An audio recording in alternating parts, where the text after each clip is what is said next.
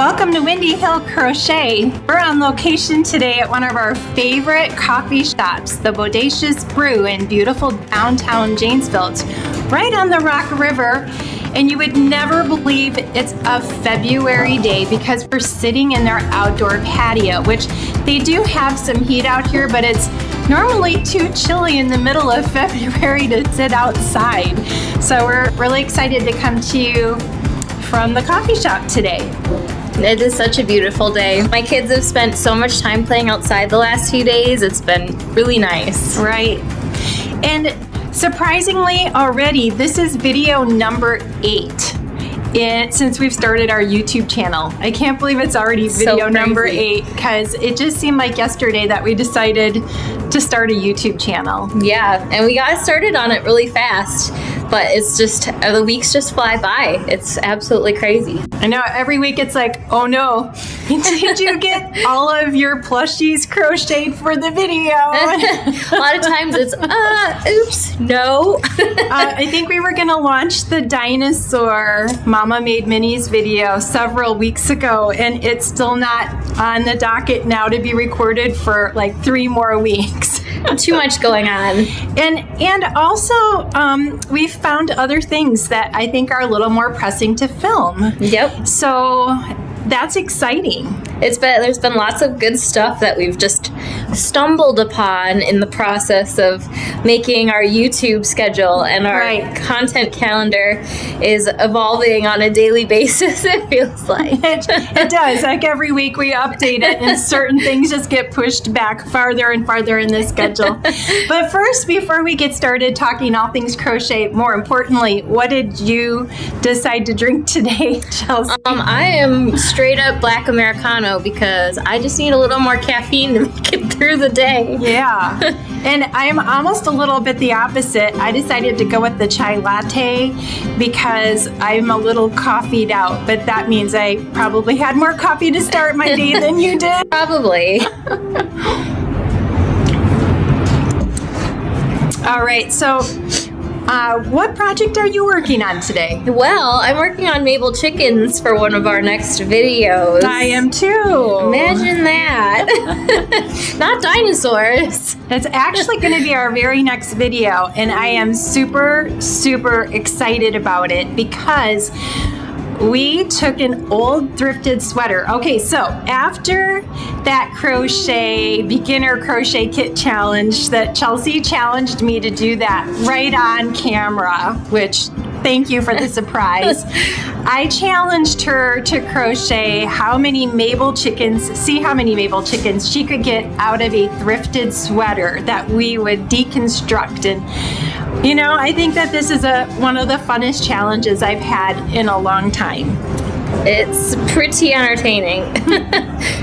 The yarn was actually really interesting to work with because it's very slubby. It's a wool blend, and there's this tiny little thread woven through the yarn. And actually, when we took the yarn off the sweater, there was like no twist or ply to the yarn at all. Yeah, it's just all running parallel to each other. Right. And interestingly enough, Chelsea scouted this amazing spinning wheel off of Facebook Marketplace for next to nothing. And she got it the very week we were thrifting the sweater, and she plied the yarn then, so it would be easier to crochet with, because nothing's worse to crochet than these loose, very fibrous yarns, and you've got all these loops over your hook and you're trying to pull your yarn through those loops and you're always catching them on some piece of fiber. Yep. So she was able to get the yarn off of the sweater plied up, and I think both of us are crocheting one strand of this sweater with another kind of yarn. Yep. I'm using a yarn from my stash, which is it's Bernat Kabuki, which is a silk and acrylic blend. So this will be a very fun decorative chicken. Yes, and I also am using a yarn from my stash. This is probably too good to be used for Mabel chickens, but I'm just dying to make something with this beautiful yarn. It's Ella Ray. I don't know, how do you say that? Unique. And it is also a wool blend, so it will blend nicely. It's so colorful. Ever since I got this yarn, and it came in one of our yarn hauls, so it cost like a quarter for this skein of yarn, so it's not like a financial waste to turn it into a Mabel chicken. It's definitely too pretty to be a Mabel chicken, though. Well, I agree, but I can't wait to do it. It'll be a cute Mabel chicken, at least. It'll be a decorator's Mabel chicken. My very first Mabel chicken actually was with 2 strands of the deconstructed sweater. And the thing that I didn't like about crocheting that sweater was that this yarn is very inconsistent. There's nice thick spots and very thin spots. So when you use this yarn doubled, sometimes you get these super skinny, little skinny places, and then sometimes you get these super fat, but it never worked out where it was always like this same density. Yeah. Do you know what I mean? So I didn't like that. The Mabel chicken still looks beautiful, and I only have pictures of her now. It's really cute. Because she's already been gifted as a birthday present to my friend Donna. And so you will get to see her in the reveal at the end of our Mabel Chicken Challenge, but she's already gone. And since we've decided it's not really good to double up this yarn, we will get twice as many Mabel chickens. Yep. Because we're only going to take 1 strand with another yarn. I'm going to make one with just a single strand and see how large it turns out. Okay. It'll be a mini, like keychain size, probably. Uh-huh. Now, can you hand me my pattern? Because I left it in my bag. Yep. I'm looking on my phone, So the Mabel Chicken pattern is designed by Oak and Marlowe. And I don't know how long this pattern has been out. I think a while. I think it says on the last year, 2023. Oh, okay.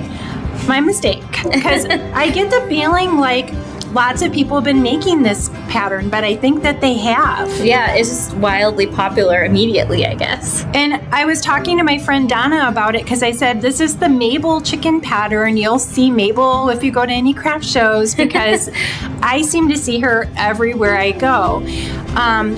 But I know ours are going to be unique because we are very adventurous with our yarn choices. Yep. So that's what I'm excited is if I can reach into my stash and use yarns I already have versus going and buying a new plush yarn, I am all over that. It's very fun to be unique and see how you can make yours look different from everybody else's.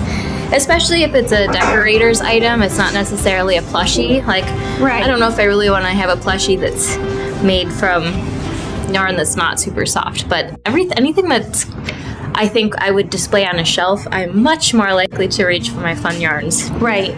Or wool. Right, or wool. Yeah. I did make a sheep with my Thick and Quick, though, which I thought it was snuggly in its own way. It wasn't like the soft plushie, but I feel like it was still snuggly. Yeah, I agree. If you're going to make a plushie for a child, the nice plush yarns are definitely the way to go. Yeah. I think. So, Chelsea, I think this gives us just a minute of time to talk about why did we start this YouTube channel? Well, for me, I know we kind of came at it from 2 different, you wanted to start a YouTube channel or had been thinking that we should start a YouTube channel, and I had independently been thinking that I would like to start a YouTube channel after starting to watch more crochet YouTube, especially with my daughter who is becoming a big crocheter and she loves YouTube in general. So we started watching a lot of crochet YouTubers and I was like, I think that I could probably do that. Side note, it's a lot harder than I thought it was going to be because I used to be a very naturally chatty person before I had kids, but I don't find myself to be as naturally chatty anymore because I like silence. You know, that's funny that you say that because I'm a musician and people would always say something about music and I'm like, I don't know, because I don't listen to a lot of music. And they're like, how can that be? You're a musician. And I'm like, I spend my time making music all the time that when I'm not doing that, I like quiet. So I'm kind of the same way. And I raised 5 kids. Yeah, especially that fact. Yeah. So, you know, the house there was no volume control. It's on or off, and on is always loud. So I was always seeking moments of solitude, and crochet has always been that for me. I just always loved crocheting, especially after the kids went to bed in the evening, and I could just sit down and it'd be nice and quiet, and it was my therapy. Yep. Yeah. I find that also because I have 4 children, and I homeschool. So my house is always loud. Yes, that's true. So, fun fact, I have a lot of other YouTube channels based on music. And during the pandemic, I just got burnt out. And so I didn't really think YouTube was any fun anymore. And I stopped creating content. And then I went and worked full time for a couple, 3 different companies. And now I'm at a point where I'm like, that's not really fun anymore. And I see the fun and joy in making content again. And so this has just been a real treat for me to start this YouTube channel.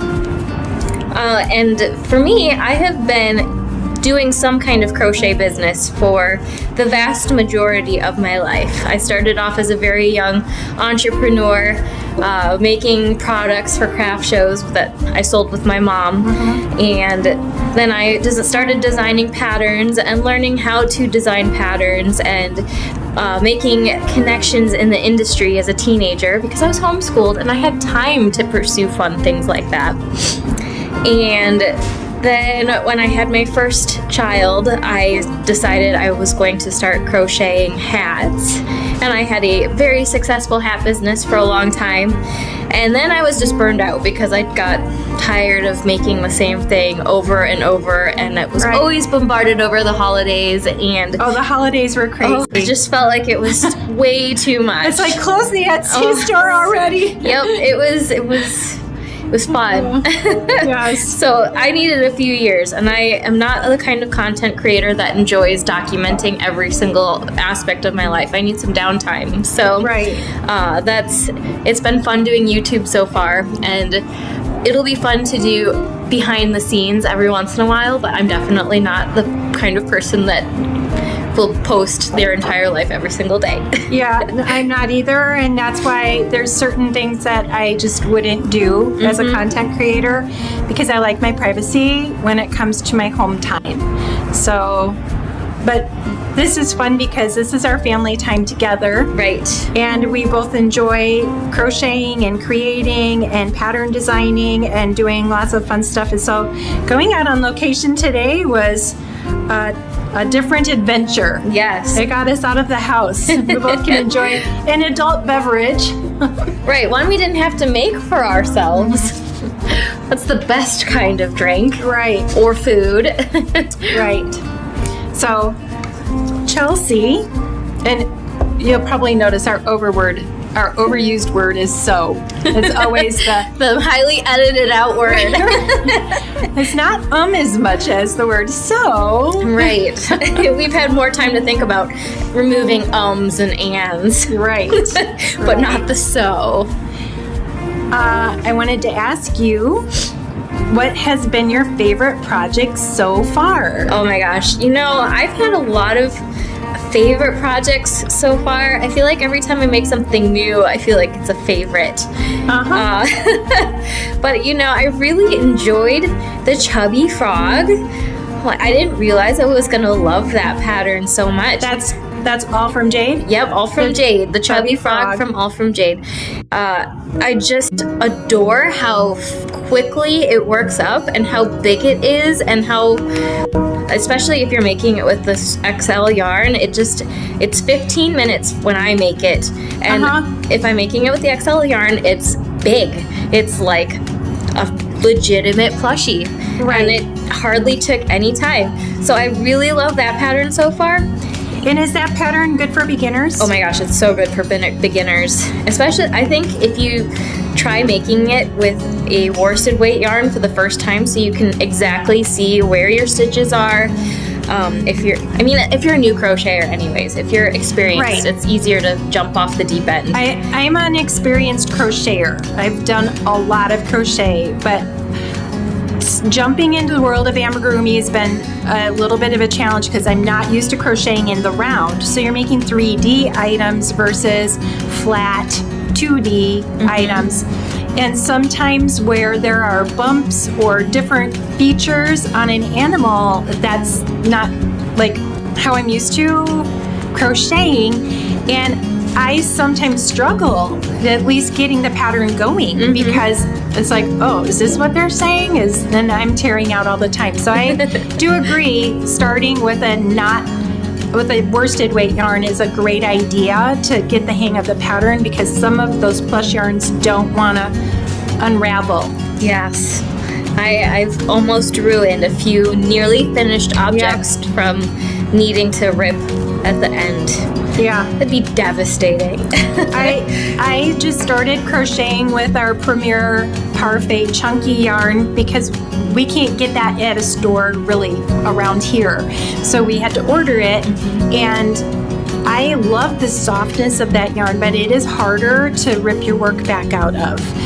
But now that I've been crocheting with it, at first I thought it was difficult, and now I'm just like, oh my gosh, I love this yarn. I love the fact that they have so many different colors. And I mean, I do love working with the Big and Twist, Big Twist Posh yarn, but they have like hardly any colors. Yeah. I mean, it feels like a decent rollout. Right. They're probably just testing the water. So hopefully they'll bring us another 15 colors in the next year. Or 25. Oh, that would be really nice too. Yeah, because that yarn's more accessible in our area. And I think having more colors, it would make that yarn easier to recommend. More is better. That's right. That's right. More is more. Well, what's been your favorite thing so far? I feel the same way. It was like when I was songwriting, every time I wrote a new song, I'm like, it's my new favorite. And so I've been having so much fun crocheting all these different items, but I have to say, I can't let the cat out of the bag. Get it? Cat. Cat out of the bag too much right now because I have a new project that I'm working on that I got an inspiration from a thrift store, and it's based on a cat and it has crochet in it, but it's also recycled. So it's a product that I'm going to make, and we're going to take it to the markets with us using recycled Afghans that we buy at the thrift stores and garage sales. They're going to be nice ones, like the ones that people don't want to use because somebody gave them to them and they want to preserve them, but then they end up getting donated because they no longer need them and they never got used, right? So we'll be making a video on that one coming up in about a month or two, and probably be offering the pattern for that also. But I'm super excited about it. It's going to be an item that not one other crochet booth will have. It is unique. And when we talk about going to market, my brain just goes on overdrive because I want to have products that are different than everyone else. Otherwise, people are shopping the market and they see 5 vendors, let's say, that have crocheted items, and everything in each booth looks the same. So they don't really care who they're going to buy from because all the items look the same. And I want to be that booth that they're like, oh my gosh, they have such unique items and look how super cute they are and they're so nice. So my favorite item right now is an item we're in the middle of creating. I can't, and that's going to be another one of those videos that pushes something else out of the way.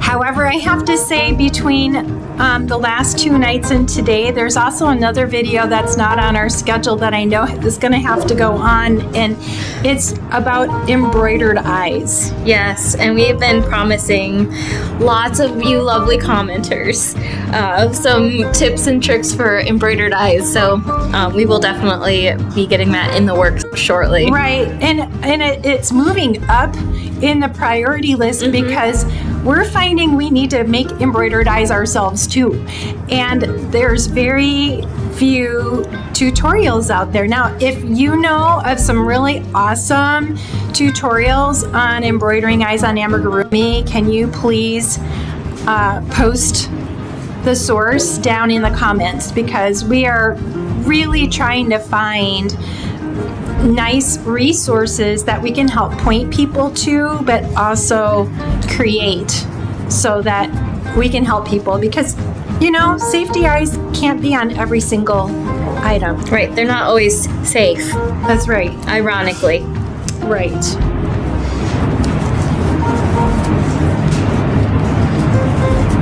So we've taken a few deep dives on some patterns that we haven't designed ourselves and shared the tips of things from our own experience to helping people figure out some of the things they might be confused about with those patterns. Yeah. We did the sheep pattern for the Mama Made Minnie's Knotted Lovey book. And then we did the Flockers, the Easy Bird pattern from Knots by Jack. Yep. And then also the video that's going out this week, the Chubby Frog pattern by All From Jade. And I would say the Flockers and the Chubby Frog, they are definitely beginner friendly. Yes. No sew, not even parts that you crochet on. They're just complete one piece items. The Mama Made Minis, those items are more involved. And I always would say they're really not for beginners, although my daughter Anna made the frog. It was her very first. It was her third project. That was her third project. Because she did the Mabel Chicken as her first project. Okay, the Mabel Chicken.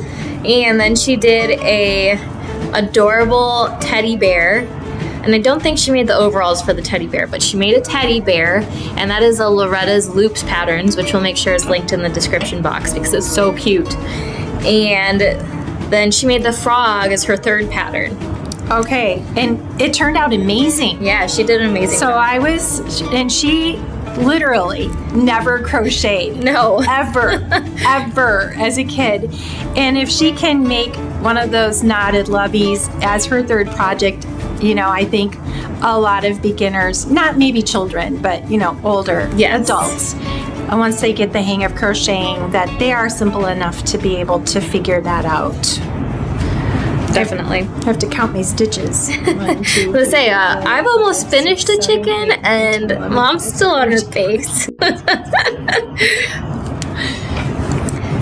3, 4. I think I went too many. I had too many stitches. I didn't put my stitch marker on, and I'm figuring I'll just remember where I started, but I'm too busy talking.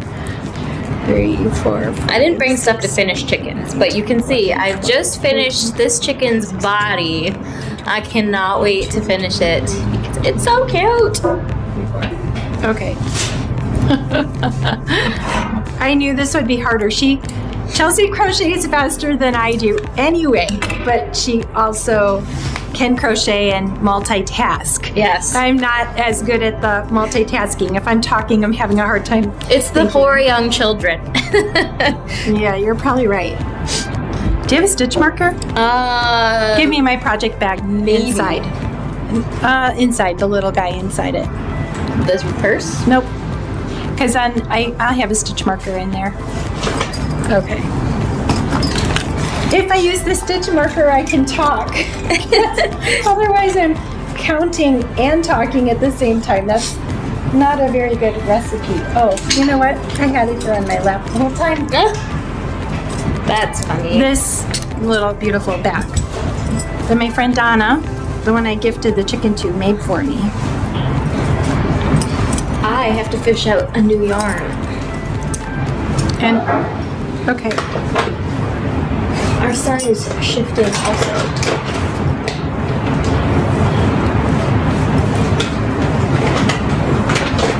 So let's talk about that thrifted sweater a bit. Because I see a lot of videos going up on YouTube on the expense of crochet. And I know Elise Rose just recently made a video on the top, I don't know if it was 10 or 20 things that she will not buy in 2024, right? Mm-hmm. And a lot of the reasons I think she made that video is to encourage people to either make do with what they have or to not feel pressured into buying things and spending money that they don't really need to spend money on, because you can spend a lot of money on accessories. And I was shocked at Christmas time. My son Jacob's girlfriend, she also crochets, and I was looking at buying her like a beautiful acrylic crochet hook. And I looked at them, and then I read the reviews, and I saw how easily some commenters said that they will break. And I know you had breakage too. I have first-hand experience with many broken, beautiful resin crochet hooks. Yeah. So then I'm like, well, I don't think I want to spend $30 or $35, and then you pay shipping and handling too, on a beautiful crochet hook, and they are beautiful. They're very they are beautiful. So beautiful that they cause you to cry when they break.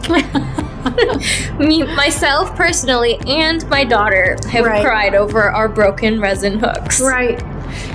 But then I found a deal on a whole set of the Clover ergonomic crochet hooks, and those are very nice crochet hooks. So nice. She got me one too, and I'm disappointed that those smaller sets don't get slightly bigger, because I would I'll probably just need to invest in or find the 7mm, because it's so smooth. It's wonderful to crochet with. Well, and that's the thing. It's not necessary, but if you crochet for business and it's literally what you do every single day, it's probably worth an investment. But it's not necessary. For the Clover? Yeah. Because, see, I don't have them, so I don't know what I'm missing. Yeah, it's better to not know and just keep going on with the crappy ones. And I use, is it Boy? Yeah, that's a Boy hook. The Boy. So out of all of the cheaper hooks, the Boy is my favorite brand. Same. And I know it's not ergonomic, but I love the way the hook is. I love how the hook... Oh, I think you're gonna have to change that. Frog.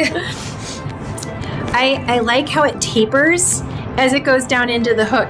The Susan Bates hook, it doesn't have that taper. It's in line. Yeah, and then the hook part is not, I think it's maybe the same depth, but it doesn't have the same space in there because of the way that this tapers. And this just works so much better for me. And I think sometimes people who are new to crocheting, they end up with some product that may not work the best for them, and then they think crochet is too hard. Right.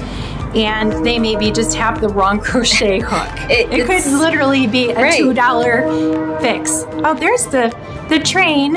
So we're in downtown Janesville. Janesville has train tracks everywhere. And we're right on the Rock River, and the train tracks are right across on the other side of the river. So when the train toots, it's loud because that water just magnifies. But it's such a pretty location. It's such a beautiful day today. The sun is just starting to come into our area here, and it's warm and wonderful. Yes. Yes. So we were talking about the products that were unnecessary. But then sometimes the products that you really, really want. But you really don't have to spend a lot of money to crochet. No. It took me a long time to realize that there was a difference in how hooks were designed. And once I realized that... Yeah, I never knew that. It was like, that's why I hate these certain crochet hooks, because they're not the same. Right. Well, and the reason I bring this whole topic up is because of this thrifted sweater. Yeah. Right? So, wool yarn is expensive. The plushy yarns are expensive. Finding nice quality yarn can be expensive if you can't find it on sale or clearance or sourcing it in other places. So showing how you can take a sweater that only costs a few dollars and deconstruct it. Like, how many items are we going to be able to make that we can sell? It's going to probably be amazing, right? And this hoodie that I bought didn't even have sleeves. It was a sleeveless hoodie sweater. Yes. And it really deconstructed incredibly well. It had 2 tiny front panels on the front because it had 2 toggle buttons. No sleeves. The hood was in 2 pieces. Yep. And then a nice big back panel. But even all of the ribbing all the way around unraveled. Yep. Like, it was a really, really nice piece of yarn to unravel. Yeah, it pulled out pretty smoothly too, which was nice. This new yarn I'm using has my name in it. It does? Chelsea Silk, made in England. It's turning out really pretty so far. It is.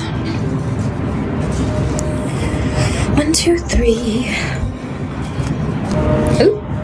Do you remember what you made with that recycled wool that you thrifted? I don't Did you know. thrift it, or was it something that you bought at the Dig and Save? It was something that I would have done with my friend in Pennsylvania, most likely. But I do remember I had purchased a purple sweater at one point that I deconstructed, and I don't know if I actually ended up doing anything with that yarn. Okay. Or if I just deconstructed it and abandoned it. Right. I do remember we dyed a lot of wool. We had fun doing Kool-Aid dyes. Yep. And Dharma. Like the nice Dharma dyes. So what are your plans with this spinning wheel now that you have a spinning wheel? Because we used to raise sheep, and we would get our sheep sheared, and we would clean the fleece and wash it, and we would take it to Patty, who had a giant carding machine, and she would commercially card it for us. Yep, that was Rainbow Fleece Farm in New Glarus. Was it New Glarus? I think it was. It was either New Glarus or Blanchardville. Yep. And then we would dye the wool. Yep. And crochet it. One time we would spin it first. Right. Exactly. We would spin it. And I think, did we dye the wool before she carded it? Yes. On your jacket? Yeah, on my jacket we did. So we dyed the wool first when we were washing it. Yep. Then we took it to be carded. And do you know, can you explain to people what carding is? Carding is when it's going through, it looks like a pet slicker brush. So it's got tines, and the tines pull your fibers apart so that it makes them all straight and going the same direction. So that way they're loose and more evenly distributed than they are when they are washed off of your animal. And they're going the same direction. Right.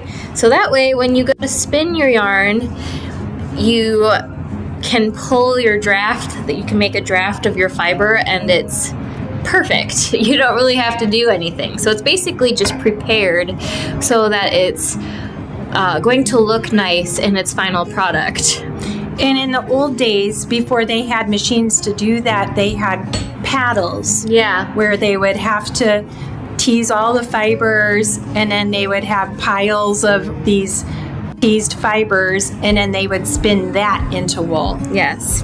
A very much more time-consuming process. Yeah, I'm gonna buy some paddles just because I can't afford buying a big machine at this point in time. And I've got some fiber, some raw fiber to work with. So I'm gonna teach my kids some old-fashioned skills as a homeschool project. Yeah, that's a great idea, because you can read the Little House on the Prairie books. Yep. And then some social studies with craft hands-on application.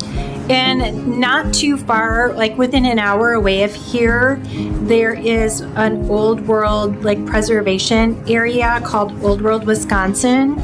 And they do all of these different kind of crafty things there, and they have blacksmithing and hands-on demonstrations of everything. Right. And it's really educational for kids to go to. That was where I was reintroduced in the last 2 years, I guess, that, oh my gosh, I forgot how much I enjoy the old fiber arts. Because I don't feel like spinning is generally something you come across in your everyday life. Right. And it's just something I missed. When I was working on organizing my yarn room, I came across a whole tub full of fiber that was left over from our spinning days of old, and just feeling it and smelling it was so nostalgic, and it just made me feel deep in my soul that I'm meant to keep working with natural fibers in that state, and it made me extra invigorated to find my own spinning wheel that I could afford, because disclaimer, spinning equipment is very pricey. It is. And even when I bought a spinning wheel back when you were a teenager, that was a sacrificial hundreds of dollars. And we bought the most entry-level spinning wheel that there was, and I think we bought it from Patty, who... I remember $350 being a figure. Yeah. And this was probably 15 years ago at this point. At least. So you can imagine what inflation has done to those prices. Right. She sent me a picture of the spinning wheel she was picking up, and I'm like, oh my gosh, where'd you find that? And where are you going to put that? Yep. Households aren't set up for fiber arts these days, especially with 4 kids. Yeah, I just purchased a little bit of a kit to replace one of the tension springs that needed replacing, and they also had beautiful prepared fiber for sale, so I just grabbed myself a ball. What? I didn't even know that. It literally just came before I walked out the door to come here. Oh, you should have brought it along. I can't wait to share that. Show and tell. It's going to be so beautiful. We should also do a show and tell sometime, because there's so many projects we've been making that haven't made it onto any videos yet. So yeah, we're gonna have to do a roundup of what I made this month. Right. Just keep adding to our ever-growing content calendar. Yeah. So many videos, so little time. That's for sure. So how are you doing over there, Mom? Well, it's taken me forever to get around this one time going into back loops. You're still in that part? Because I'm on my second chicken and I'm on the row ahead of you. Shh. I'm telling you when I'm extra slow. I've mentioned Elise Rose several times. In her last video, her kitty was being naughty, and I commented on her video. I'm like, we have a naughty kitty at my house too. Oh. Of course, as soon as you set anything up, she's there to poke her nose in her business. This morning I was recording some of the B-roll for the videos we have coming up that just kind of show the stitches that we're talking about and the techniques that we're talking about. And as soon as I opened the door to the room with all the yarn, she is in there like a magnet. She's like, where can I go? Which end of the yarn is going to tempt me next? So My funny Cheeto story. and yeah, that's my cat's name. Cheeto. She's an orange tabby, and her name's Cheeto. My funny Cheeto story from this week was that I brought the spinning wheel over to Mom's house yesterday for filming some B-roll, and I have it in a giant bag that I got last summer. It's huge. So I had the spinning wheel in the bag, and it was by the door, ready to go back to out to my car, and Cheeto hopped right in that bag. She did. And I let her play in there for a few minutes. I made sure she wasn't doing anything too destructive. And then I took her out and I took her to another room and I put her down. And she ran back for that bag and hopped right back in that bag and said, "You're taking me home with this, aren't you?" Yeah. And what you don't know is I took her out of the bag twice myself. Oh my and gosh. She just kept hopping back in. She's like, "I know this plays with yarn." She's crazy. She's a good kitty. She's one of those snuggly lap kittens. Mm-hmm. She's only a year old, and my son Jacob rescued her and 2 other kittens from a job site. And it was becoming winter, and he didn't see a mother anywhere. And it was strange, the timing, because he had a cat at home that had just had kittens. So that mama kitten was able to nurse these little baby kittens, and they all survived, and then we adopted Cheeto. So it's just, she's very cute. I'd forgotten what it's like to have a frisky cat because our other cat is like 13. Old and fat. I call her name's Mocha, but I call her Grumpy Cat because all she does is growl. She doesn't have a happy bone in her, but she's also a lap cat. So, sometimes you get cats that are not lap cats, and I feel really fortunate that both my kitties are lap cats. I have never gotten lucky enough to adopt a lap cat, so she's lucky. Yeah, but you get to snuggle them when you come to my house. It's true, I do. Well, we're going to wrap it up at this point. The sun's coming in, and we're losing the good lighting that we have. It's unescapable. And next time we do this, we'll make sure we put a question box out. Yes. So if you've got questions for us, right, we can answer them. That's right. So thanks for joining us today, and we look forward to the next time when we can crochet together.